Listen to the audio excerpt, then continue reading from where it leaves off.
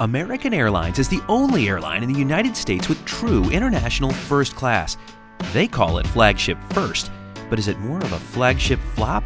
You'll pay as much as $15,000 for a seat, and in this video, we'll give you the brutally honest review of a 10-hour flight to determine whether this is worth it. Hello, Jet Setters. I'm Jeb Brooks from greenergrass.com. This is American Airlines First Class, and you're coming along.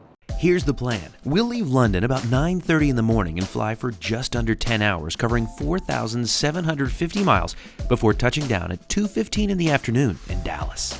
You'll find this international first class on some of American Airlines 777-300s to places like London, Sao Paulo, and Buenos Aires. However, they're slated to replace these cabins with their new flagship suite business class later this year. American Airlines operates out of Terminal 3 here at London's Heathrow Airport. And check-in was a breeze this morning thanks to a special feature here. How nice is this? A dedicated check-in area just for Flagship First. That's a great feature of this kind of ticket. It's just one of the many benefits here on the ground you get for flying Flagship First, but more about them as we go along. Now, it's worth saying we did not get an escort to the lounge like you'd find on other airlines' international first-class experiences. A Flagship First ticket does give you access to the fast-track security line here at Heathrow, and that makes a world of difference, super fast. The other thing to keep in mind about Terminal 3 here at London Heathrow, it is probably the greatest concentration of wonderful airline lounges in the world. We're certainly going to head over to the American Airlines Admirals Club, which has a lounge within a lounge for first-class passengers. We're going to check that out first, but then who knows where the day is going to take us. It's kind of strange to me that all these one-world airlines in this terminal don't just team up and have one big lounge, but I guess there's branding differences between each airline. You would think at least American and British Airways might team up, right? But not yet, so let's head inside to the American Airlines International First Class Lounge. There, you'll find champagne waiting for you, along with some fairly retro decor and furnishings. There's also a nice a la carte restaurant with a basic breakfast menu, along with some options for lunch. There's even a buffet offering plenty of choices.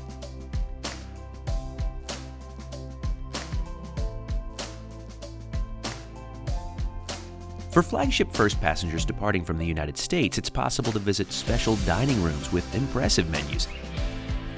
Our first class ticket meant we were able to enter the Flagship dining room when we arrived in Dallas-Fort Worth. This is a really nice benefit, and I wish we hadn't eaten as much food as we did on the plane, so we could have had more than these meatballs. Of course, back in London, there were also more than enough seats, including several with spectacular views of the action out there.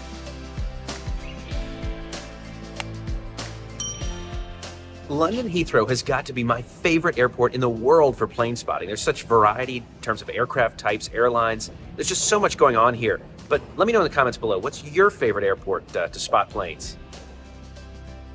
Regardless of your favorite spot to spot planes, your favorite spot for lounges just might be T3 here at Heathrow. And we chose to make our way over to the Cathay Pacific First Class Lounge for breakfast. Our tickets got us in here, as well as the American Airlines lounges, of course, and also the British Airways Galleries First Lounge and the Qantas Lounge. Unfortunately, we did not have time for all of them today, but this is the one we'd recommend to you. The beautiful interior design creates a vibe that just feels a lot more first class than American's lounge. Not only that, this is also arguably the best breakfast in the whole airport, and I'm not talking about this impressive buffet. Love these. So, after a few bubbles, and some more plane spotting, we'd head into the restaurant. That was our plane, just landed. That was our signal to head in for a bite to eat. The menu in here is a lot more substantial than what we saw over with American Airlines, and we both opted for the Chinese set breakfast, which included noodles, dumplings, and pork congee. It did not disappoint. But it's really the views from this lounge that stand out above everything else, at least for me. Now that's what a first-class lounge should look like. American Airlines just has not invested in the product, at least here on the ground. Now, we'll see if things turn around up in the air, because we're about to board. Let's check it out. But first, the long walk over to our gate. Airline terminology can be incredibly confusing. American Airlines is the only remaining U.S. airline with a true differentiated international first class experience. That's what we're about to try today. Now, unfortunately, not only is it the last, but it's also soon going away. They've talked about phasing it out. But it's still here today, and we're about to share it all with you. We just found it, the world's longest jet bridge. Have a look. Here it is, the 10-year-old 777-300 that'll carry us over to Dallas today. This is really hard to believe, but we have never featured an international flight on American Airlines on this channel. Can you believe it? No, it's so strange. And now it's exciting to try American Airlines today. Pricing on this route is insane. American Airlines is going to charge you about $15,000 for a one-way in a first class. We booked on points, and we'll let you know later how many points exactly. But with a price like that, keep an eye on the experience on board so you can decide for yourself whether this is Flagship First or Flagship Flop. It's time, jet setters. Let's board this bird. Next stop, Dallas. Once on board, you'll pass through a small business class cabin to discover the 8 first-class seats. They're huge and covered with Casper bedding, including a mattress pad and multiple pillows. I'm booked into seat 2J, and Suzanne is just ahead of me in 1J. It's hard to deny that these seats are showing their age a bit, and also they don't offer much privacy or even storage. And as I mentioned earlier, American has no desire to invest in them, but they're still very comfortable. They're so big, in fact, that Suzanne was able to join me comfortably before departure. There's even space for her to eat here too, but we chose not to do that. But perhaps the greatest party trick from this seat is that it Swivels.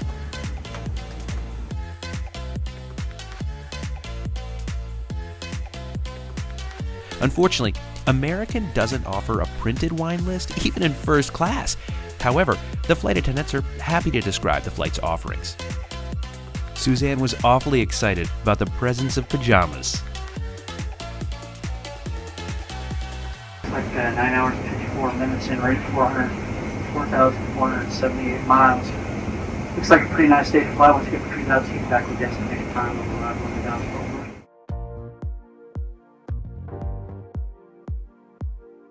This was one of the most beautiful days I've ever seen at Heathrow. The sun was shining and the planes were gleaming. Well, that meant our departure from runway 27 left offered stunning views of the airport's impressive terminals.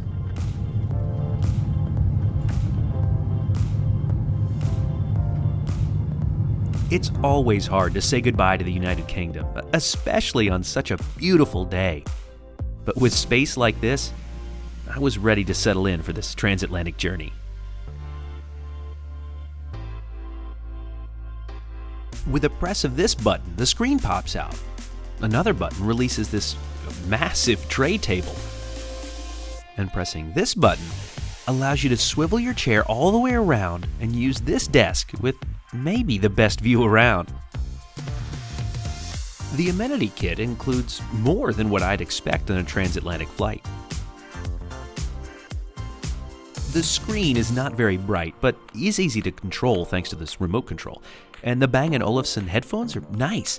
Unfortunately, the cabin crew collects them about 45 minutes before landing, so as always, bring your own. There's no free Wi-Fi on American Airlines, even in first class. Instead, you'll pay $35, and despite that price, it was not very fast. But service began less than 20 minutes after departing the runway with a warm towel and a bottle of water. I added a gin and tonic with nuts and olives to the mix. Unfortunately, it was also at this point that my next-door neighbor wanted to go to sleep, but her seat was not working. It took 3 flight attendants a good 20 or 25 minutes to get it operational again, but they finally did it. And now, it's time for lunch. Suzanne started off with a white crab and avocado salad, which was a little too fishy for her taste. As for me, I started with the asparagus with mimosa dressing. The asparagus was crisp and tasted fresh. Next up, Suzanne opted for the seasonal greens, but it appeared someone was a little heavy-handed with the Romano cheese dressing. I had the squash soup, which was fine. We could have each had both the soup and the salad, but we were glad to have saved room for our main courses. For her main course, Suzanne had the braised leg of free-range chicken. She really liked the red wine sauce. I tried the Asian-style beef cheeks. This is the best smelling meal I've ever had on a plane for sure. Now, let's give it a taste. As with so many things, it's the sauce. This really is better than I would expect for any U.S. airline meal. This This is on point. Very tasty, very tender. And again, the sauce, it's all about the sauce. It's just nice to have this much space, and the swivel is really cool. 7 more hours to go. 8, 9, I don't know. It was hard to pass up a traditional ice cream sundae when that's on the menu, so neither one of us did. After lunch, Suzanne decided to test out her pajamas and the bed. The flight attendants were happy to provide a turn-down service, although it's possible to do it yourself. This seat in bed mode is absolutely tremendous. It's not constraining in any way, and the bedding provided by the airline is great too. While she napped, I explored the plane a bit. Economy class in this 777 is arranged in a 3-4-3 configuration. There's a small premium economy cabin with a 2-4-2 layout. Business class allows all passengers direct aisle access with 1-2-1 configured seats. And finally, back in first class, the seats are wider, but just like business class, the cabin is arranged as 1-2-1. Meanwhile, we were flying right over Greenland on a crystal clear day, so I barely cracked open my window just enough to see a little of that icy wonderland. I hope to visit Greenland one day, and these views did nothing but fuel my desire.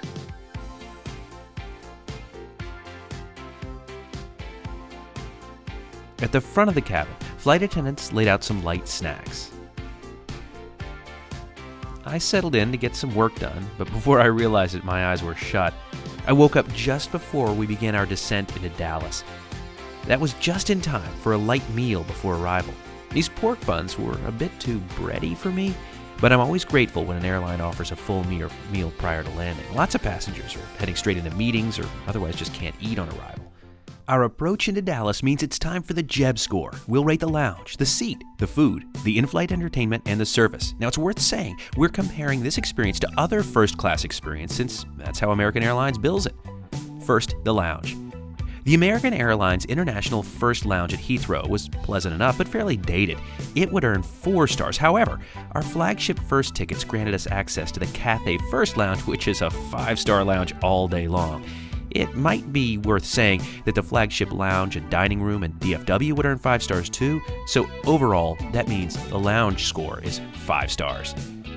The seat may look a bit tired, but it's still world class. It's huge, it swivels, offers the most comfortable bed of any U.S. carrier. But that said, they're showing their age and don't compare in terms of privacy or storage to other international first class seats. I'm really torn on this one, but I'll give it 4 stars.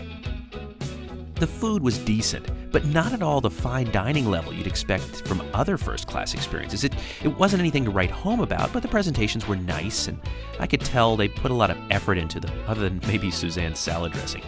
It's worth noting that our menu was quite different from the business class menu. 3 stars here. The in-flight entertainment was mediocre.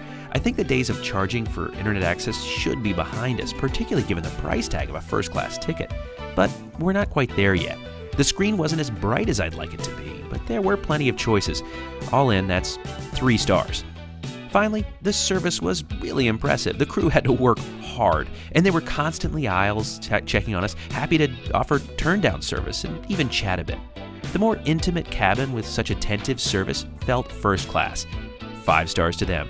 But what did we pay? Well, as Suzanne mentioned, we used miles. 108,000 American Airlines miles each, to be exact. Now, that's a pretty good deal when you consider the cash fare can be as high as $15,000. But what's the verdict? Is it first or a flop? Look, the honest answer is that this is not a true international first-class product. It's closer to an international business class in terms of the seat, the food, beverages. I would never pay $15,000 for it, but if you have miles to burn and want to check out this smaller, more intimate cabin before it goes extinct, it's a worthwhile experience. All in, American Airlines Flagship First from London Heathrow to Dallas-Fort Worth International earns 20 out of a possible 25 stars. Between now and the next time, see you in the sky. And this is just such a great place to do it, and this is really dragging on. I find this really hard to believe, and you might too, but we have never featured, I'm not looking at the camera. Yeah, okay. Delta Flight 11 to Minneapolis, we now welcome customers. Also, like, when you say that thing there, your face like came. It's time. Let's board this bird.